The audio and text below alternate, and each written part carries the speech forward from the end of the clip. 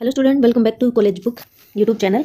इस वीडियो में हम डिस्कस करने वाले हैं बीबीए का जो मैथ का पेपर हुआ है उसके बारे में हम यहाँ डिस्कस करेंगे। और बीसी के जो स्टूडेंट हैं उनका मैथ का पेपर होने वाला है, तो आपके जो 3 यूनिट कॉमन है इनके साथ वहाँ से आप पेपर पैटर्न देख सकते हो, क्वेश्चन किस टाइप से पूछ रहे हैं वो क्वेश्चन देख सकते हो। इससे एक आपको भी आइडिया हो जाएगा कि जो आपका पेपर है वो किस टाइप से आएगा। तो हम देख लेते हैं कि क्वेश्चन जो आपके देखो सेट वाली जो यूनिट है वो आपके बीबीए से दोनों में कॉमन है। सेट एंड मैट्रिक्स जो 2 यूनिट हैं वो कॉमन है। और तीसरी भी हम देख लेते हैं। देखो यहाँ पर पार्ट जो ए है, पार्ट ए में यहाँ पर 5 क्वेश्चन पूछा गया है, तो मैं यहाँ बीबीए का डिस्कस करूँगी और बीसीए का डिस्कस करूँगी। तो जो हमारे कॉमन क्वेश्चन है वो ही हम यहाँ पर देखने वाले हैं। तो देखो आपके सामने यहाँ पर हमारे सबसे पहले जो क्वेश्चन सेकंड है, देखो ये गाइस जो क्वेश्चन सेकंड है ये मैट्रिक्स का क्वेश्चन है। यहाँ पर दिया है गिवन द मैट्रिक्स, आपको एक मैट्रिक्स गिवन है, find the value of x. इसमें आपको एक्स की वैल्यू फाइंड करनी है if the determinant of is 10। अब देखो यहाँ पर हमारे पास डिटर्मिनेंट की वैल्यू 10 दे दी, यानी कि जब हम डिटर्मिनेंट की वैल्यू फाइंड करते हैं उसका आंसर गिवन है 10, उसकी वैल्यू से आपको निकालना है। अब डिटर्मिनेंट आप सबको निकालना आता है दो मैट्रिक्स का। जब डिटर्मिनेंट निकालोगे तो आपस में इनका क्रॉस मल्टीप्लिकेशन करके डिटर्मिनेंट आएगा।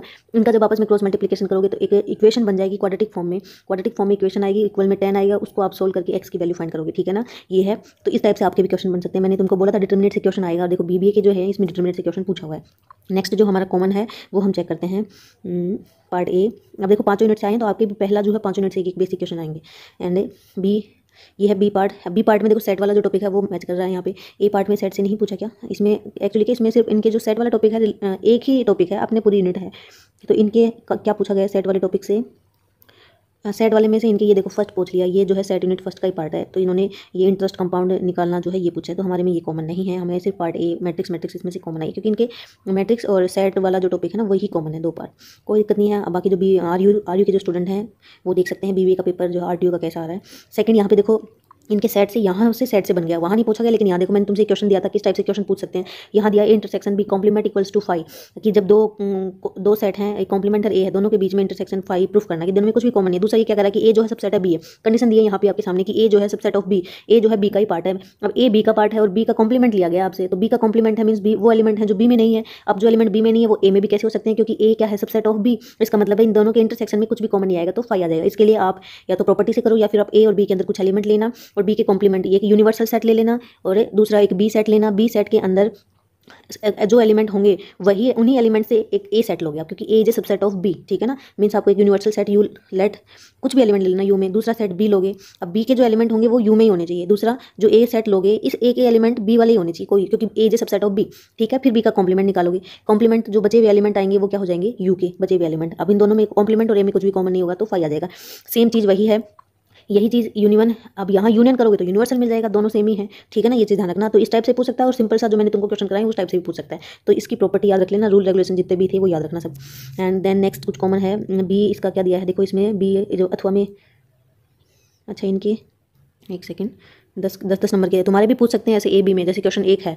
अब क्योंकि 10 नंबर का बड़ा क्वेश्चन हो जाता है, इसका मतलब वो पूरा 10 का नहीं देगा, वो ए और बी पार्ट करके दे सकता है। इसके ए सेट से आ गया एंड बी क्या, what is the coefficient of variation, how does it the help is comparing the relative variable of two data with different means.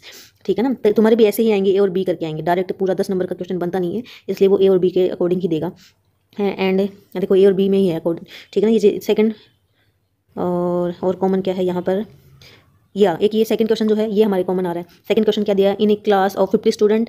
ठीक है, किसी क्लास में 50 स्टूडेंट हैं, 30 स्टूडेंट मैथमेटिक्स के हैं, 25 स्टूडेंट स्टैटिक्स के हैं, 10 स्टडीज बोथ, 10 ऐसे स्टूडेंट है जो 2 मिनट। अब देखो यहाँ पे क्या कर रहा है, ये आप ए यूनियन बी वाली जो मेथड मैंने तुमको कराई थी, mod of A plus mod of B minus A intersection वाले जो रूल है वो अप्लाई करोगे आप। यहाँ पे ए की वैल्यू 30 है, बी की वैल्यू 25 स्टूडेंट हैं और इंटरसेक्शन बी है 10 और टोटल है 50। आपको निकालना क्या है, how many student neither mathematics and statics, यानी कि ऐसे स्टूडेंट बताने जो मैथ और स्टैटिक्स दोनों ही नहीं आते। कॉमन टोटल 50 दे रखा है, आपको निकालना है ए यूनियन बी कॉम्प्लीमेंट। अब ए यूनियन बी कॉम्प्लीमेंट के लिए आप क्या निकालोगे, A complement intersection B complement, मैंने आपको क्वेश्चन कराया हुआ है उस अकॉर्डिंग आपको ये करना है। ठीक है ना, ए इंटरसेक्शन बी कॉम्प्लीमेंट, यानी कि ए इंटरसेक्शन बी निकाल लो फिर उसका कॉम्प्लीमेंट कर सकते हो आप। ठीक है, जो ये सेम वैसा ही है, क्लास में मैंने आपको क्वेश्चन कराया हुआ है इस टाइप का, तो चेक कर लेना एक बार आप।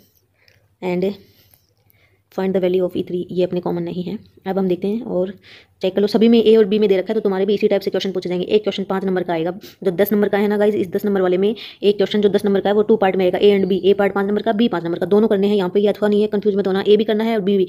5 नंबर का ए है, 5 नंबर का ही बी है। तो इस तरह आपको जो बी पार्ट है इसमें 3 क्वेश्चन करने हैं, लेकिन एक्चुअल में आपको 6 क्वेश्चन करने पड़ेंगे, क्योंकि एक क्वेश्चन में 2 पार्ट्स आएंगे ए एंड बी। ठीक है ना, ये चीज़ ध्यान रखना। और सेकंड में हमारे इसमें कुछ भी कॉमन नहीं है, डिजिट नॉट अलाउड। ये देखो ये है कॉम्बिनेशन वाला आ गया यहाँ पे, परमुटेशन रिकॉम्बिनेशन का। How many 3 digit odd number can be form by using the digits 1 2 3 4 5 6 if the repetition of digit is not allowed. And the repetition digit is allowed. 2 question पूछ लिए इसे में, बी पार्ट में ये दे दिया कि 1 2 3 4 5 6 digit है। पहला आपको निकालना है कि हाउ मैनी 3 डिजिट, 3 डिजिट का नंबर निकालना है, जिसमें से पहले तो आपको निकालना repetition of the repetition of digit it not allowed, not allowed repetition के लिए और दूसरा अलाउड के लिए, दोनों के लिए मैंने करवा रखा है किस तरह कर सकते हैं रिपीटेशन हो और नॉट रिपीटेशन हो उस कंडीशन में, ठीक है। और ये तो इनके आ गया, ये हमारे कॉमन नहीं है। फिर ये आ गया देखो सी वाले में, मैंने जो तुम्हें बताया वो इनके आए हुए हैं सारे के सारे। Find the inverse of matrix, find the inverse of matrix, इस मैट्रिक्स का इनवर्स फाइंड करना है। ए में पूछा है देखो, बी में, क्योंकि 15 नंबर का क्वेश्चन है गाइज और 15 नंबर का है तो एक पूरा ए तो आएगा नहीं, 15 नंबर का आपके ए और बी में पूछा हुआ है। तो इनके तो ये आया find the most likely price in bound corresponding to the prince of 17 calculating the whole, ये हमारे कॉमन नहीं है, हमारे सिर्फ ये इनवर्स कॉमन है। इसका मतलब है find the inverse of matrix, A part है और बी पार्ट दूसरा। तो पहली दूसरी तीसरी 3 यूनिट है, इनको तो आपको 100% कंप्लीट करना पड़ेगा।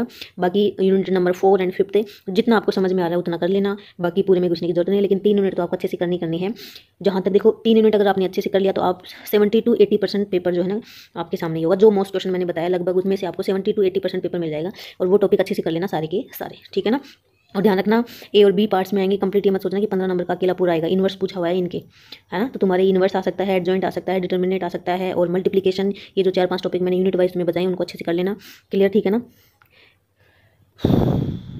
बस मेरी नाक मत कटवाना तुम, सब पास हो जाना। चलो इतना ही, मिलते हैं नेक्स्ट वीडियो में।